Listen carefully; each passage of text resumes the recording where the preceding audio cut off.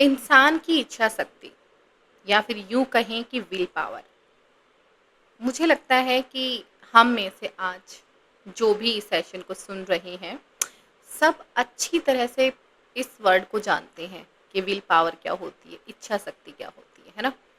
और इसी इच्छा शक्ति, विल पावर या अपने ऊपर विश्वास कहें कि दम पर इंसान ने आज कहाँ अपने आप को 21st सेंचुरी अगर हम बात करें तो हम कितना आगे बढ़ चुके हैं।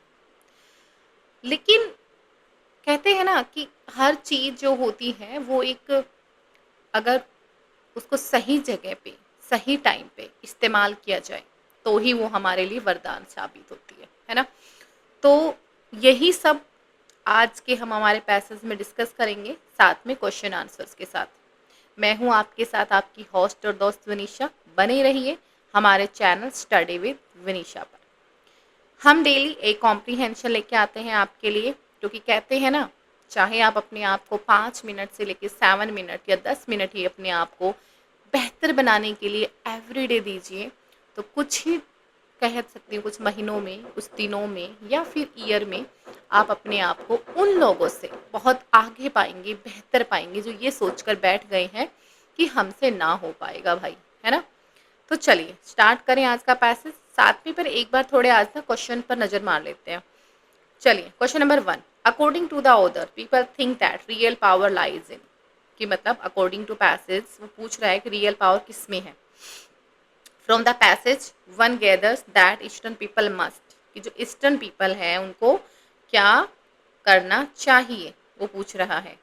Next, according to the author science and technology should be, कैसी होनी चाहिए।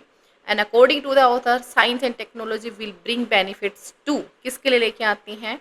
And according to the author again science and technology are, क्या है। ठीक है, चलिए इसी के साथ में एक छोटे से किस्से के साथ में हम हमारा पैसेज स्टार्ट करेंगे। क्या होता है, एक ना बहुत गरीब आदमी होता है, बहुत ना, मतलब बिल्कुल ना अपनी हड्डियों को भी ठुठरा दे ऐसी ठंड पड़ रही होती है। तो एक अमीर आदमी वहां से निकलता है, वो देखता है कि एक बूढ़ा गरीब आदमी वहां पे बैठा हुआ है।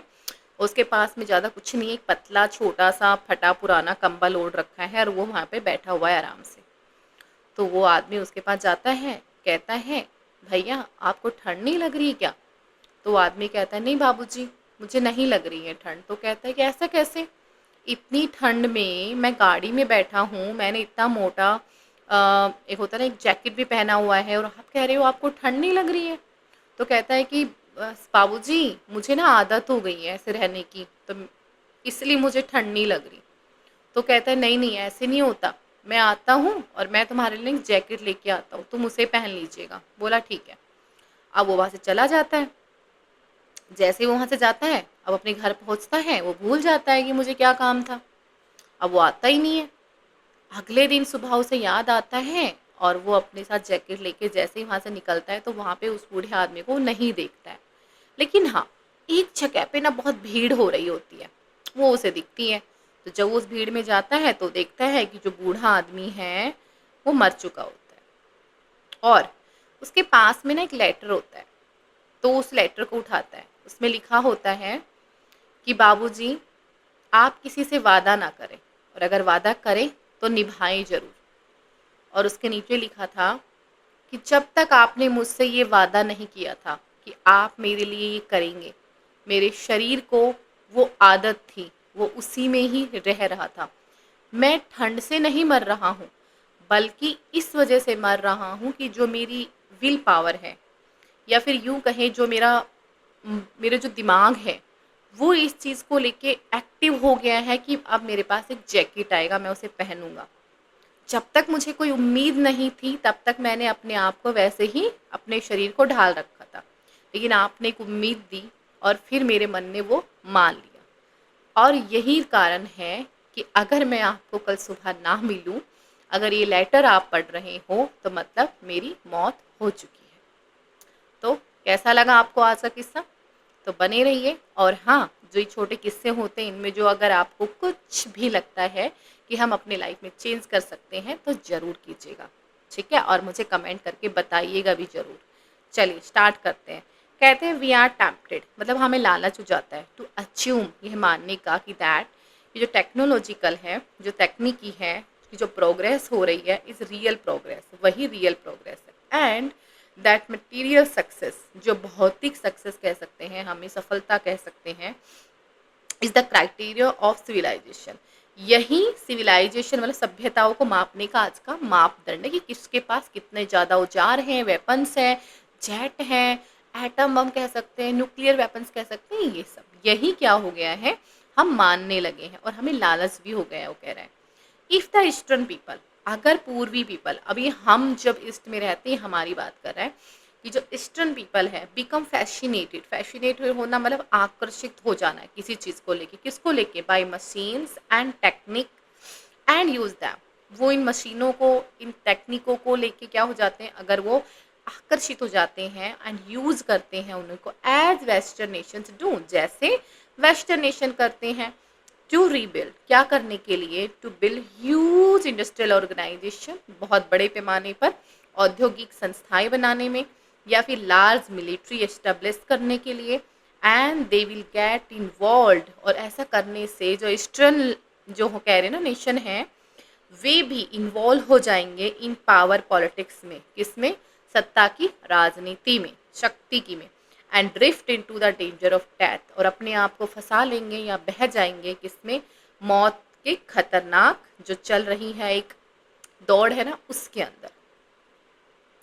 Scientific and technological civilisation bring great opportunity, कहता है कि जो आज वो वैज्ञानिक दौर चल रहा है, टेक्निक्स का जो दौर चल रहा है, कि जो सभ्यताएं हैं वो ब्रिंग करती, क्या लाती हैं, ग्रेट अपॉर्चुनिटीज़, आप लोगों के लिए बहुत अच्छे अवसर लाती हैं, ग्रेट रिवॉर्ड्स भी देती हैं आपको, बट ऑल्सो साथ में क्या लाती हैं, अपने साथ रिस्क लाती हैं एंड टेम्पटेशन, और बहुत सारा आपके अंदर लालच भी आता है धीरे धीरे।